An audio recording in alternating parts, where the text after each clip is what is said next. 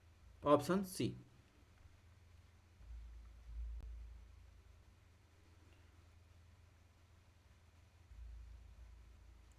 Next बात करते हैं क्वेश्चन नंबर 51 में पूछा है, हाल ही में आरबीआई द्वारा शुरू की गई एक्सटर्नल बेंच मार्क सिस्टम के संदर्भ निम्नलिखित कथनों पर विचार कीजिए। ऑप्शन ए, आरबीआई ने बैंकों के लिए सभी नई अस्थायी दर व्यक्तिगत या खुदरा ऋणों को जोड़ना एक बाह्य बेंचमार्क से जमा करना अनिवार्य कर दिया है। ऑप्शन दो, नई नीति के तहत किसी भी ऋण की श्रेणी का प्रसार रेपो दर पर किया जाएगा जो 4% से अधिक नहीं होगी। तो आपको इसमें जो है सही कथन आपको चूज करना है। आरबीआई द्वारा जो नई एक्सटर्नल बेंचमार्क सिस्टम लागू की गई उसके संबंध में दोनों में से कौन सा कथन सही है। तो आरबीआई ने 1 अक्टूबर 2019 से बैंकों के लिए सभी नए पर्सनल या रिटेल ऋण जो है तथा आवास या ऑटो ऋण जैसे फ्लोटिंग रेट पर आधारित ऋण को एक्सटर्नल बेंचमार्क से लिंक करना अनिवार्य कर दिया है। तो बैंक 4 बाहरी बेंचमार्क में से एक चुन सकते हैं, जैसे हमने बताया कि रेपो रेट, 3 महीने का ट्रेजरी बिल यील्ड, 6 महीने का ट्रेजरी बिल यील्ड या financial benchmark India private limited द्वारा प्रकाशित कोई अन्य बेंचमार्क जो है, ठीक है, ब्याज दर। तो इस प्रकार देखेंगे ये जो है ऑप्शन 1 गलत है। ऑप्शन 2 की बात करें तो ऑप्शन 2 भी गलत है, यानी बैंक प्रसार के घटकों और प्रसार की मात्रा को तय करने के लिए एक स्वतंत्र है, लेकिन सामान्य तौर पर स्प्रेड में क्रेडिट जोखिम प्रीमियम, व्यावसायिक रणनीति, बैंकों के परिचालन लागत आदि शामिल होते हैं, जबकि बैंक बाह्य बेंचमार्क पर स्प्रेड का निर्णय लेने के लिए स्वतंत्र होंगे। क्रेडिट जोखिम प्रीमियम केवल तभी बदला जा सकता है जब उधारकर्ता के बैंक ऋण मतलब क्रेडिट मूल्यांकन से पर्याप्त परिवर्तन हो तो, ठीक है। तो इस प्रकार जो है इसमें 2 भी गलत है, यानी इसमें सही पूछा है तो इसमें ऑप्शन डी होगा, ना तो 1 ना तो 2। क्वेश्चन नंबर 52 की बात करते हैं। 52 में क्या पूछा है, एक बैंक जोखिम भारित परिसंपत्ति अनुपात में पूंजी में वृद्धि निम्नलिखित में से किसे इंगित करता है। इकोनॉमी और इन्वायरमेंट इकोलॉजी, आपको इंग्लिश में क्वेश्चन जरूर पढ़िएगा, नहीं तो आपको लेने के देने पड़ जाएंगे। An increase in capital to risk weighted assets यानी CRAR, ठीक है, ratio of bank indicates which of the following, ठीक है। ऑप्शन 1 बैंक जमा की कम सुरक्षा, ऑप्शन 2 बैंक की ऋण देने की स्वतंत्रता में कमी, ठीक है। यानी CRAR में अगर इंक्रीज किया जाता है तो इसमें बैंक पे क्या इंगित होता है। CRAR बैंक की पूंजी को बैंक की जोखिमों पर भारित परिसंपत्तियों से अनुपात है, ठीक है। इसे जो है अगर परिभाषित करने के लिए कहा जाए तो टीयर फर्स्ट में जो क्या रहते हैं, पूंजी यानी इक्विटी, प्लस टीयर 2 पूंजी ऋण या जोखिम भारित परिसंपत्तियां, ठीक है। ऑप्शन ए की बात करें तो CRAR इस अवधारणा पर आधारित है कि बैंकों के पास उनके द्वारा दिए गए ऋणों से जुड़े जोखिमों का सामना करने के लिए पर्याप्त पूंजी होनी चाहिए, ठीक है। और बैंकों को ऋण विभिन्न श्रेणियों के लिए जोखिम भार निर्धारित करना आवश्यक। इस प्रकार जोखिम भारित संपत्ति का अनुपात यानी CRAR की तुलना में पूंजी जितनी अधिक होगी बैंक जमाओं की सुरक्षा उतनी अधिक होगी। तो इसमें जो है बैंक सुरक्षा कम नहीं होगी बल्कि ज़्यादा होगी, इसलिए ये गलत है। इसमें अगर CRAR में वृद्धि की जाएगी तो उनको जोखिम से लड़ने में जो है उतनी सुरक्षा ज़्यादा होगी। ऑप्शन 2 की बात करें, ऑप्शन 2 गलत है, यानी पूंजी जितनी अधिक नियामक न्यूनतम से ऊपर होती है उतनी अधिक स्वतंत्रता बैंकों को ऋण देना पड़ता है। बैंक की पूंजी जितनी न्यूनतम होगी उतने ही कम इच्छुक जो है बैंक ऋण देंगे, ठीक है। तो इस प्रकार इसमें ऑप्शन 2 गलत है, यानी इसमें जो है ऑप्शन डी सही होगा। क्वेश्चन नंबर 53 की बात कर लेते हैं। 53 में क्या पूछा है, इसने पूछा है त्वरित सुधारात्मक कार्रवाई यानी PCA यानी प्रॉम्प्ट करेक्टिव एक्शन ढांचे के एक भाग के रूप में रिजर्व बैंक ने कुछ नियामक ट्रिगर बिंदु निर्दिष्ट किए हैं। निम्नलिखित में से किसी विशेष बैंक में त्वरित सुधारात्मक कार्रवाई फ्रेमवर्क शुरू करने के लिए पैरामीटर के रूप में शामिल किया गया है, ठीक है। आपको सही उत्तर बताना है। अब उसमें सही उत्तर में 4 ऑप्शन दिए गए हैं। पूंजी के जोखिम भारित परिसंपत्तियों का अनुपात यानी CRAR ऋण सेवा दायित्व। ऑप्शन 3 है NPA, ठीक है, नेट NPA। ऑप्शन 4 है रिटर्न ऑन एसेट्स यानी परिसंपत्तियों की वापसी। तो आपको बताना है कि PCA के अंतर्गत एक ढांचे के भाग के रूप में रिजर्व बैंक ने कुछ नियामक ट्रिगर बिंदु निर्दिष्ट किए हैं। तो आपको बताना इन चारों में से कौन सा कथन सही है। तो इसमें देखेंगे तो रिजर्व बैंक ने त्वरित सुधारात्मक कार्रवाई यानी PCA के ढांचे के भाग के रूप में 3 मानदंड जो है संदर्भ में कुछ नियामक उत्प्रेरक बिंदु निर्दिष्ट किए हैं। उनमें क्या क्या शामिल है?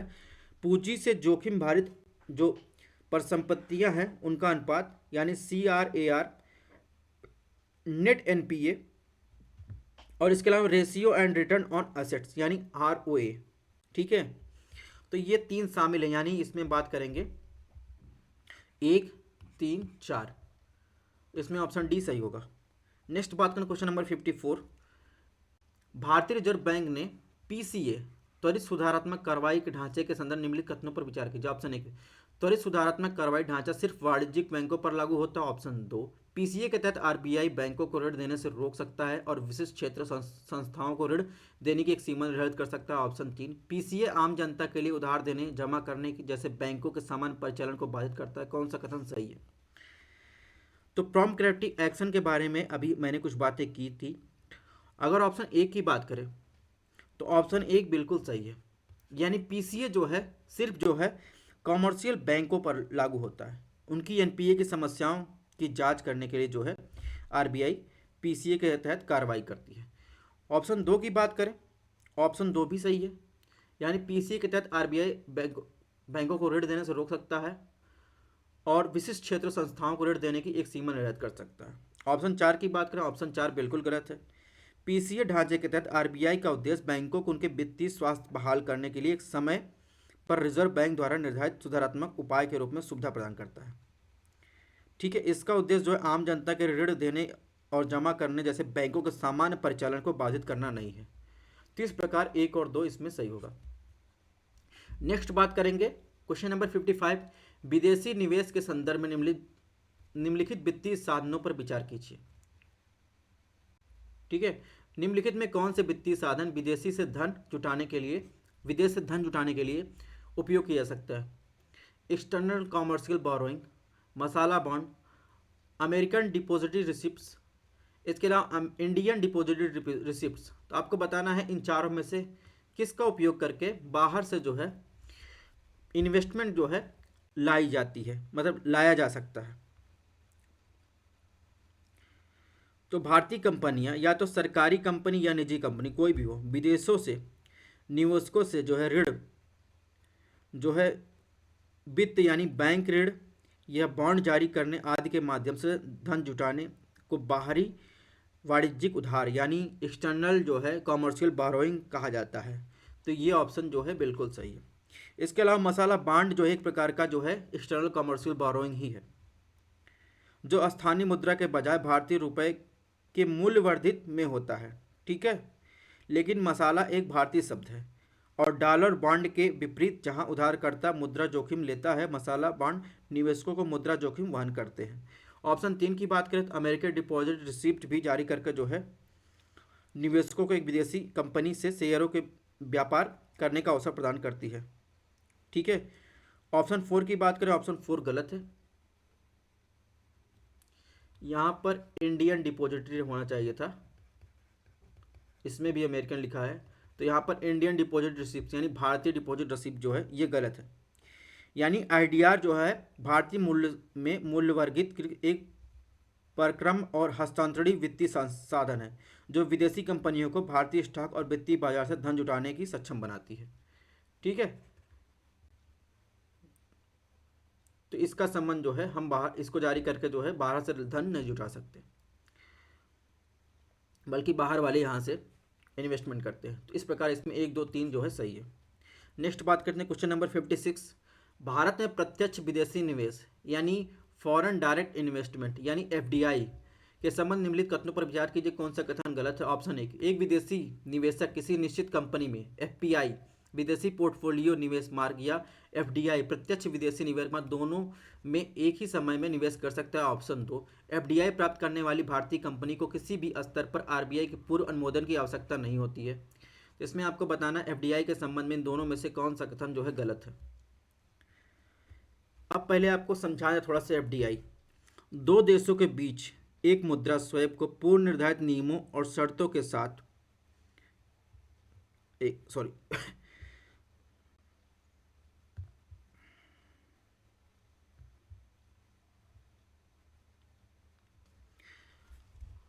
इसमें एफडीआई के बारे में पूछा है ना, पहले एफडीआई को समझ लेते हैं फिर आपको आगे वाली एक्सप्लेनेशन बताते हैं। तो एफडीआई के बारे में ऑप्शन 1 की बात करें तो सरकार ने प्रत्यक्ष विदेशी निवेश और विदेशी पोर्टफोलियो निवेश की परिभाषा के संबंध में अंतर्राष्ट्रीय अभ्यास को स्वीकार कर लिया है। यानी इसलिए किसी विशेष कंपनी में एक निवेशक एफपीआई मार्ग तथा एफडीआई के तहत जो है निवेश कर सकता है। या इसमें यह लगा है एफडीआई या एफपीआई के तहत निवेशक, दोनों एक साथ नहीं, लेकिन दोनों नहीं। तो इस प्रकार ऑप्शन 1 जो है गलत है। ऑप्शन 2 की बात करें, ऑप्शन 2 सही है। यानी फेमा 1999 के तहत विनियमों के अनुसार एफडीआई प्राप्त करने वाली कंपनी भारतीय कंपनी को किसी भी स्तर पर आरबीआई की पूर्व अनुमोदन की आवश्यकता नहीं होती। केवल पूंजी प्रवाह के बाद दोनों मार्गों के तहत जो है यानी एफडीआई एफपीआई के निर्धारित प्रारूप में आरबीआई के शेयरों के मुद्दे पर रिपोर्ट करना आवश्यक होता है। तो इस प्रकार इसमें ऑप्शन ए जो है गलत है। ठीक है, ध्यान रखना है एक साथ नहीं, या तो एफडीआई या एफपीआई। क्वेश्चन नंबर 57 की बात करें, मुद्रा विनिमय समझौते के संदर्भ में निम्नलिखित कथनों पर विचार कीजिए कौन सा कथन सही है, गलत है। ऑप्शन 1, मुद्रा स्वैप समझौते में शून्य विनिमय दर या अन्य बाजार जोखिम होते हैं। ऑप्शन 2, रुपए के मूल्य ह्रास को रोकने के लिए मुद्रा स्वैप समझौते का उपयोग बाजार से बाहर लेन देन के रूप में किया जा सकता है। तो आपको बताना है मनी एक्सचेंज जो होता है, करेंसी स्वैप एग्रीमेंट्स, ठीक है, इसके बारे में आपको बताना है। तो पहले आपको समझा दें करेंसी स्वैप एग्रीमेंट होता क्या है। यानी अनुबंध, दो देशों के बीच जो करेंसी स्वैप होता है पूर्व निर्धारित नियमों और शर्तों के साथ मुद्राओं के आदान प्रदान के लिए एक समझौता या कॉन्ट्रैक्ट होता है। ठीक है, इस प्रकार ऑप्शन 1 की बात करें तो ऑप्शन 1 बिल्कुल सही है। यानी केंद्रीय बैंक द्वारा मुद्रा स्वैप का मुख्यतः उद्देश्य पूर्व निर्धारित शर्तों पर जारी करने वाली विदेशी केंद्रीय बैंक से विदेशी मुद्रा प्राप्त करना। ठीक है, और यह विदेशी मुद्रा बाजार और विनिमय दर में जोखिम से बचने के लिए किया जाता है। तो इस प्रकार ऑप्शन 1 जो है वो सही है। ऑप्शन 2 की बात करें, ऑप्शन 2 भी सही है।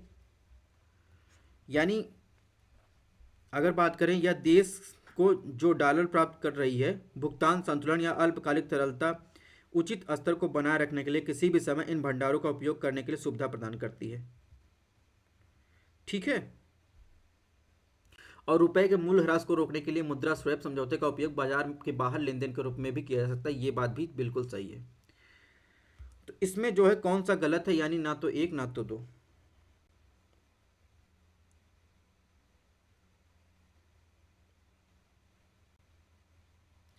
नेक्स्ट बात करें क्वेश्चन नंबर 58, भारतीय अर्थव्यवस्था के संदर्भ में निम्नलिखित कथनों पर विचार कीजिए। उपरोक्त में से किसे भारतीय रिजर्व बैंक द्वारा प्रभावी मौद्रिक नीति संचरण प्राप्त करने के लिए उठाए गए कदमों के रूप में जाना जाता है। नीचे दिए गए कोड का प्रयोग कर सही उत्तर आपको बताना है। यानी which of the following can be considered as the steps taken achieve effective monetary policy transmission by Reserve Bank of India. ठीक है, आपको इसमें करेक्ट आंसर बताना है। लॉन्ग टर्म रेपो की नीलामी, एक सेकंड, और इसके अलावा केवाईसी नॉर्म्स, मुद्रा स्वैप, कैपिटल एडुकेसी नॉर्म्स, पूंजी पर्याप्तता मानदंड। तो आपको बताना है भारतीय अर्थव्यवस्था के संबंध में निम्नलिखित कथनों में से कौन जो है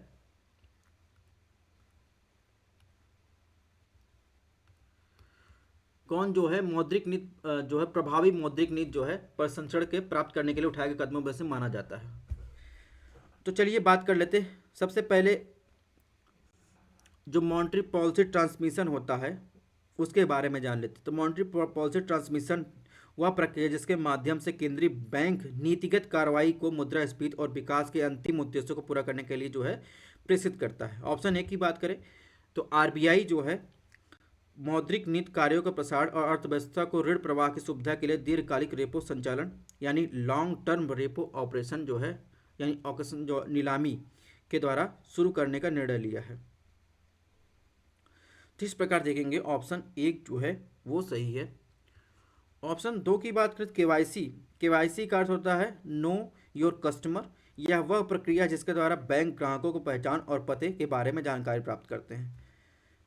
तो ये प्रक्रिया सुनिश्चित करने में मदद करती है कि बैंकों की सेवाओं का दुरुपयोग तो नहीं हो रहा है, तो ये मौद्रिक नीति में इसकी कोई भूमिका नहीं होती है। ठीक है, तो ऑप्शन दो जहां हो उसको एलिमिनेट कर दीजिए, यानी इसमें ऑप्शन डी गया।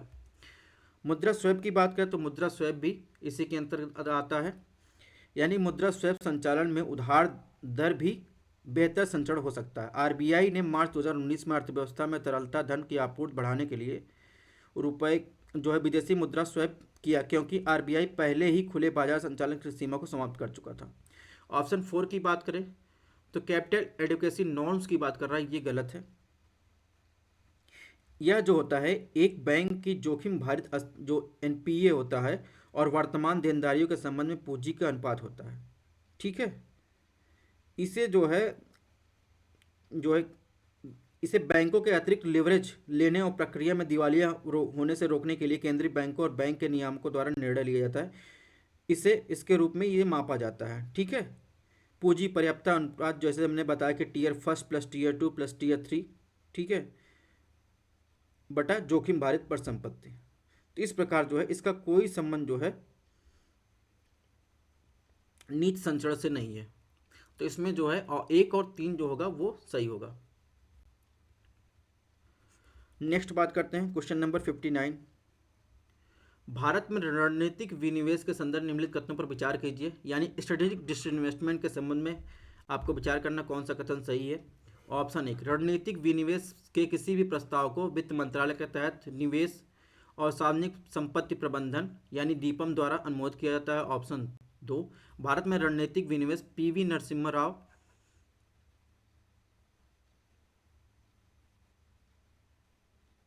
यानी पीवी नरसिम्हा राव के काल में जो शुरू किया गया। ऑप्शन तीन, एक सार्वजनिक क्षेत्र के उद्यम से दूसरे सार्वजनिक क्षेत्र के उद्यम के प्रबंधन नियंत्रण का हस्तांतरण भी रणनीतिक निवेश के रूप में जाना जा सकता है। तो आपको बताना है इन तीनों में से कौन सा कथन जो है सही है रणनीतिक विनिवेश के संबंध में। सबसे पहले समझ लेते हैं रणनीतिक विनिवेश होता क्या है।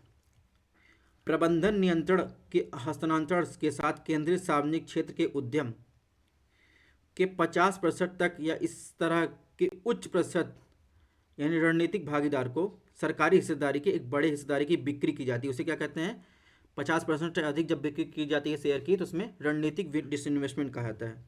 ऑप्शन एक की बात करें तो नई नीति 2019 के अनुसार वित्त मंत्रालय के तहत जो दीपम को रणनीतिक विनिवेश के लिए एक नोडल विभाग बनाया गया है।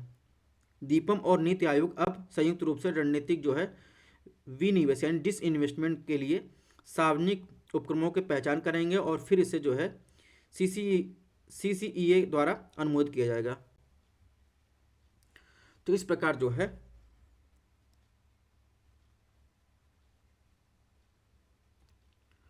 इसमें ऑप्शन एक जो है गलत है।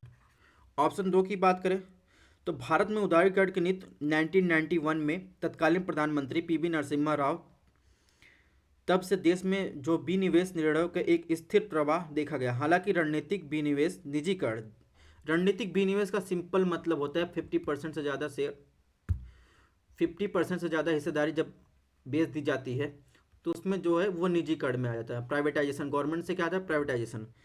तो हालांकि जैसे कि बात की कि वो जो निजीकरण जो है यानी रणनीतिक विनिवेश जहां खरीदारों के प्रबंधन जो है नियंत्रण ले लिया जाता है, बाद में राष्ट्रीय जनतांत्रिक गठबंधन सरकारों के तहत शुरू हुआ था। ठीक है, देश के पहले विनिवेश मंत्री अरुण शौरी ने इस अभ्यास की गति दी थी। उन्हें रणनीतिक बिक्री प्रक्रिया के माध्यम से Maruti, Bharat aluminium company limited, विदेश संचार निगम लिमिटेड, हिंदुस्तान जिंक का निजीकरण का श्रेय दिया जाता है। तो इस प्रकार देखेंगे इसमें ऑप्शन दो गलत है। ऑप्शन तीन की बात करेंगे, ऑप्शन तीन जो है सही है। यानी भले ही सरकार अपना प्रबंधन नियंत्रण किसी अन्य सार्वजनिक उपक्रम यानी निजी भागीदार को दे देती है, इसे रणनीतिक विनिवेश भी माना जाता है। उदाहरण के लिए यदि सरकार भविष्य में बीपीसीएल में अपने स्वामित्व और प्रबंधन नियंत्रण का 100% गेल को हस्तांतरण करने का निर्णय लेती है तो इसे रणनीतिक विनिवेश माना जाएगा।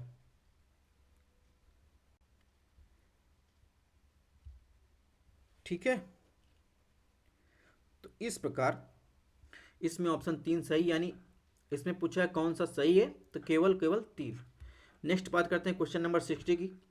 जब भारतीय रिजर्व बैंक नगद आरक्षित अनुपात यानी कैश रिजर्व रेशियो में 50 बेसिस पॉइंट की वृद्धि करता है तो निम्न में से क्या होने की संभावना है। ऑप्शन 1, मनी सर्कुलेशन जो होता है उसमें भारी गिरावट आएगी।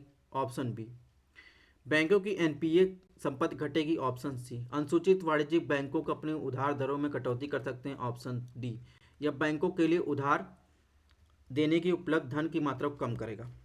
तो अभी मैंने बताया कि कैश रिजर्व रेशियो CRR में जब वृद्धि होगी तो उसके क्या क्या परिणाम हो सकते हैं। ये परिणाम हो सकते हैं कि बैंकों को आरबीआई के पास ज़्यादा मात्रा में जो है CRR रखना पड़े, कैश रिजर्व रेशियो रखना पड़े। इससे बैंकों के पास क्या हो जाएगा, पैसा कम हो जाएगा। तो इसका मतलब क्या हो जाएगा, जब ये वृद्धि कर रहा है तो बैंक टाइट मनी पॉलिसी अपना रहा है। जब बैंकों के पास पैसा कम हो जाएगा तो लोगों को लोन नहीं दे पाएगा, लोगों को लोन नहीं दे पाएगा तो डिमांड भी कम हो जाएगी, क्योंकि लोगों के पास पैसा नहीं रहेगा, लोन नहीं पाएंगे तो डिमांड कम हो जाएगी, इससे इन्फ्लेशन भी कंट्रोल होता है। ठीक है, तो इसमें ऑप्शन डी जो होगा, यानी बैंकों के लिए उधार देने के लिए उपलब्ध धन की मात्रा कम करेगा। ठीक है, जैसा कि मैंने बताया CRR क्या होता है कि बैंक अपने एनडीटीएल के संबंध में आरबीआई के पास जितनी नकदी की आवश्यकता होती है उसे CRR कहते हैं। जब नगद आरक्षित अनुपात बढ़ाया जाता है तो बैंकों के पास जो है पहले की तुलना में उधार देने की मात्रा कम हो जाती है। ठीक है, इससे धन आपूर्ति में भी कमी आती है। जब केंद्रीय बैंक जो है CRR बढ़ाता है तो क्या करता है, यह तभी कहा जाता है जब एक बैंक सख्त मुद्रा नीति पालन करती है, जो बातें मैंने बताई। अब हम आपको कुछ एक्स्ट्रा चार्ट समझा रहे हैं। इन्फ्लेशन क्या होता है इसके बारे में दिया गया है। ठीक है, ये कुछ ट्रेंड है इन्फ्लेशन के बारे में। ठीक है, CPI के बारे में, WPI के बारे में। तो यहाँ पर देखिए भारत में प्रमुख मुद्रास्फीति सूचकांक WPI CPI के बारे में दिया गया है। ठीक है, और इसके अलावा उपभोक्ता खाद्य मूल्य सूचकांक दिया गया है। CPI को कौन जारी करता है, सांख्यिकी और कार्यान्वयन मंत्रालय यानी NSO जारी करता है। थोक मूल्य सूचकांक कौन जारी करता है, आर्थिक सलाहकार कार्यालय द्वारा जारी करता है। और आर्थिक सलाहकार कार्यालय वाणिज्यिक और उद्योग मंत्रालय के अंतर्गत जो है उद्योग एवं संवर्धन और आंतरिक व्यापार विभाग के अंतर्गत जो है आता है। ठीक है, और CFPI यानी उपभोक्ता खाद्य मूल्य सूचकांक कौन जारी करता है, NSO जारी करता है। ठीक है, और इसे जो है ग्रामीण, शहरी और संयुक्त रूप से भी 3 श्रेणियों में जारी किया जाता है। तो ये सब आपको ध्यान रखना है। अब WPI CPI पर आधारित जो इन्फ्लेशन के विचलन के लिए जिम्मेदार कारक की बात करें। ठीक है, अवधारणात्मक अंतर की थोड़ा सा देख लेंगे आप CPI और WPI में। ठीक है, और इसके अलावा उच्च मुद्रास्फीति होने के नकारात्मक प्रभाव क्या क्या हो सकते हैं। ठीक है, तो ये इसी से क्वेश्चन मैक्सिमम आते हैं इन्फ्लेशन से, इसको जरूर देखना है। इसमें जो है मौद्रिक नीति समिति के बारे में दिया गया है, कितने सदस्य होते हैं, कौन अध्यक्ष होता है, निर्णय लेने की प्रक्रिया क्या है, बैठक कब होती है। ठीक है, इसके अलावा जो तरलता प्रबंधन संबंधित परिभाषित शब्द है, जैसे कि अगर बात करें रिवर्स रेपो रेट क्या होता है, स्टैंडिंग डिपॉजिट फैसिलिटी क्या होती है, रेपो रेट क्या होता है, MSF क्या होता है, तो ये सब जो है इसके अर्थ, जमानत या पार्श्विक जो है कार्य की बात की, ये सब आपको देखना है।